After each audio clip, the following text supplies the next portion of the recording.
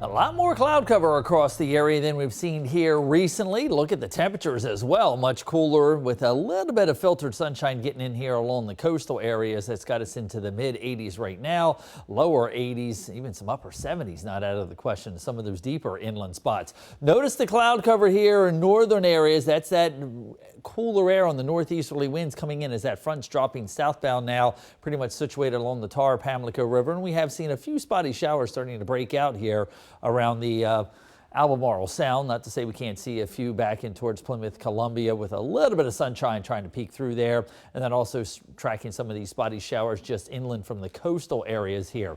Because of the cloud cover, it's going to take a little bit longer to get those storms fired up here, but I think we will see where we thin the clouds a little bit, especially south of Highway 70. Better chance of some of those heavier rainfall totals coming in later this evening.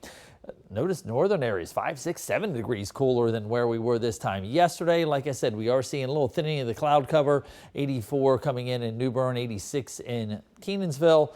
And that's where I do expect to see some of that heavier rainfall go. The dew points, that's the measure of the moisture in the atmosphere, but they've been stuck into the 70s here the last 2 to 3 weeks. But watch as we progress on through the weekend with that cooler air coming in behind that front.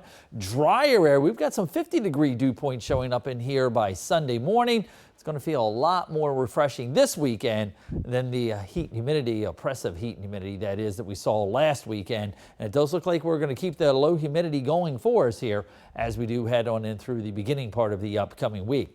Temperatures today, again, northern areas probably into the low to mid 80s at best, mid to upper 80s across the south with those storms starting to fire up for us here. Storms should taper off, especially west of Highway 17 overnight tonight. Still warm, but not quite as oppressive with humidity around the area. High pressure sitting across the Great Lakes. That's with the clockwise flow around. It's going to drill in that cooler, drier air coming in behind that front. But as that front sinks southbound, it's going to run into that warm, humid air. And as a result, that's going to touch off some of those stronger storms, especially across the southern areas for us here. Any storm that is going to be very slow moving could put down a quick 1 to 2 inches of rainfall. And this is what I'm concerned about. Those areas south of Highway 70, Duplin County, Onslow County, Carteret County, could be looking at some minor flooding issues for us here. Notice that low kind of slides off of the coast. That does allow us to see some showers the first part of the day, but then by tomorrow afternoon, that northeasterly wind kicks in, drier air moves in, and like I said, should set us up for a fairly nice weekend for us here. Unfortunately, though, again, the main concern is where those heavier bands of rainfall set up. That's where we could see the potential of some of that minor flooding issues for us here.